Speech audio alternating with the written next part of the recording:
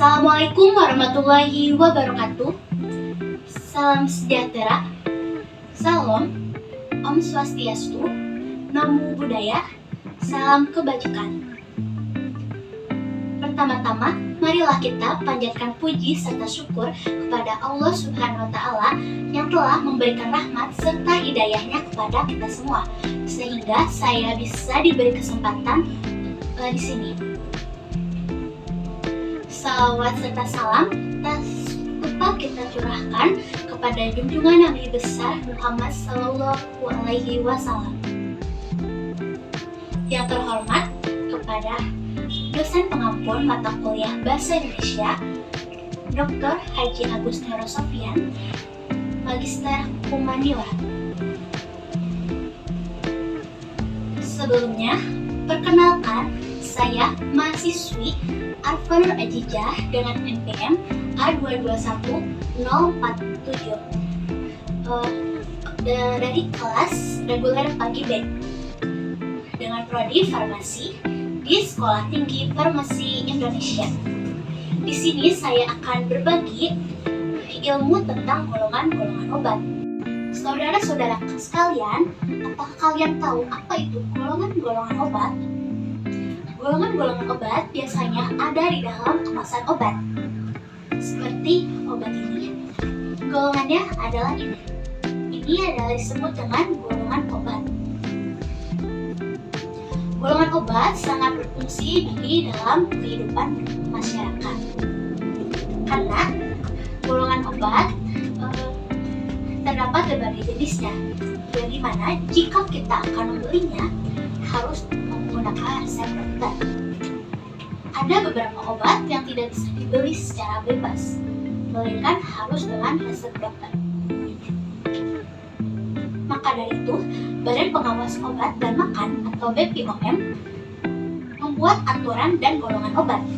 Penggolongan ini diatur oleh Peraturan Menteri Kesehatan Republik Indonesia dengan nomor 917 Menkes 9/10/1993. Kemudian, peraturan ini telah diperbarui oleh Peraturan Menteri Kesehatan Republik Indonesia dengan nomor 949 Menkes 4/2000. Terdapat berbagai jenis golongan obat yang ada di dalam kemasan obat. Yang pertama yaitu adalah golongan obat bebas. Golongan obat bebas ini berlogo lingkaran dengan warna hijau dan tepi lingkarannya berwarna hitam. Golongan obat ini aman atau bebas dibeli tanpa resep dokter. Karena biasanya golongan obat ini aman dikonsumsi tanpa resep dokter. Tetapi meskipun aman, obat bebas tetap tidak boleh digunakan sembarangan. Karena obat bebas juga mengandung kandungan kimia yang mungkin akan berdampak bagi kesehatan tubuh kita. Contoh dari obat golongan bebas yaitu adalah obat paracetamol. Kemudian ada golongan obat bebas terbatas. Golongan obat bebas terbatas ini berlogo lingkaran dengan warna biru dan tepinya berwarna hitam. Golongan obat jenis ini biasanya masih bisa dibeli dengan resep dokter, namun tetap tergolong obat keras. Ya, bagi orang yang memiliki penyakit tertentu, penggunaan obat ini harus dilakukan dengan hati-hati dan sebaiknya menggunakan resep dokter. Di dalam kemasan obat bebas terbatas terdapat tanda peringatan, yang dimana tanda peringatan itu adalah ada 6 tanda peringatan.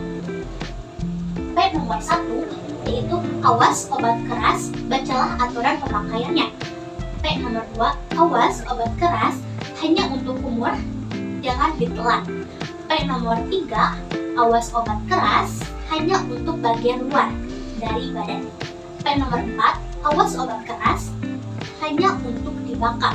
P nomor 5 awas obat keras tidak boleh ditelan. Dan yang terakhir, P nomor 6 awas obat keras, obat wasir jangan ditelan. Lalu ada golongan obat keras. Golongan ini ditandai dengan logo lingkaran merah dengan garisnya berwarna hitam dan terdapat huruf K di dalam logonya atau di tengah logonya.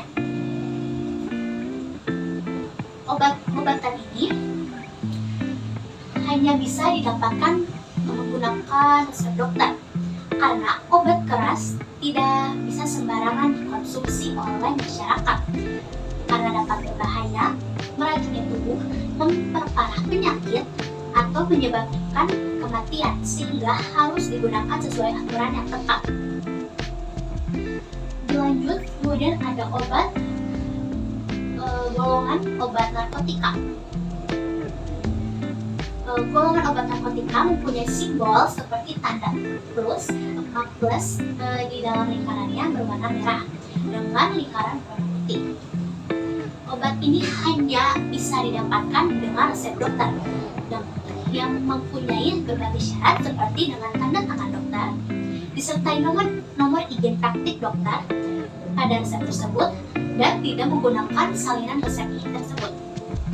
Golongan obat narkotika ini berbahan dasar tanaman atau buatan berupa sintesis atau semi-sintesis. Obat narkotika menimbulkan ketergantungan pada penggunanya sehingga pemakaiannya perlu diawasi dengan aturan atau anjuran yang dibutuhkan. Selain itu, obat narkotika dapat mempengaruhi susunan saraf pusat dan perilaku serta aktivitas pada penggunaannya. Biasanya, golongan obat narkotika ini di dalam dunia kesehatan digunakan untuk obat bius. Lalu ada obat fitofarmaka. Logo obat fitofarmaka ini memiliki tanda kristal salju berwarna hijau di lingkaran kuning dengan tepinya berwarna hijau. Perbedaan antara obat fitofarmaka dengan obat herbal yaitu terletak pada proses pengolahan bahan herbal yang telah ditunjang oleh bukti ilmiah secara peneliti klinis atau sampai ke percobaan untuk manusia, sehingga dapat disertakan dengan obat modern. Biasanya obat golongan fitofarmaka ini adalah obat untuk memperkuat daya tahan tubuh. Lalu ada golongan obat herbal atau golongan obat herbal standar atau biasa disebut dengan OHT. Golongan obat ini berlogo dengan simbol lingkaran kuning dengan garis tepinya hijau dan di dalam logonya tersebut terdapat 3 buah bintang berwarna hijau. Golongan obat ini merupakan obat yang diekstrak dari bahan alami seperti tanaman, hewan maupun mineral.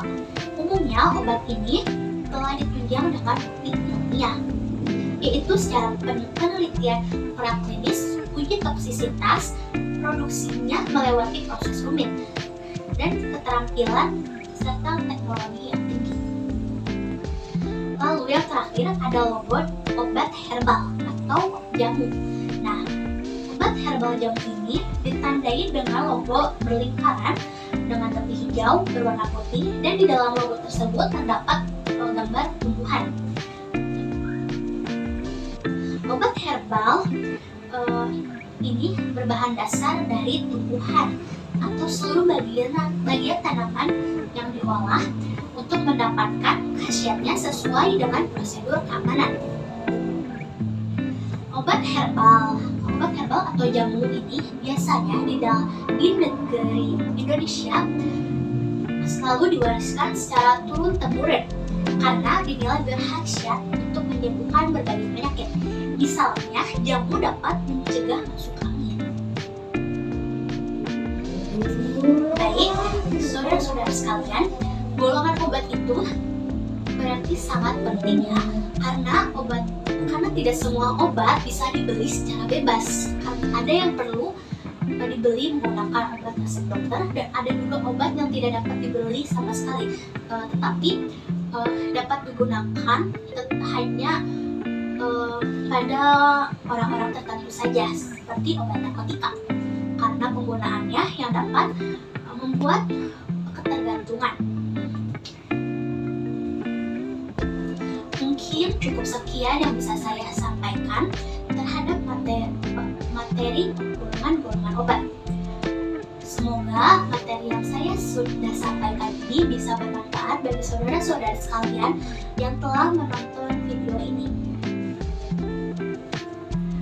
Terima kasih. Wassalamualaikum warahmatullahi wabarakatuh.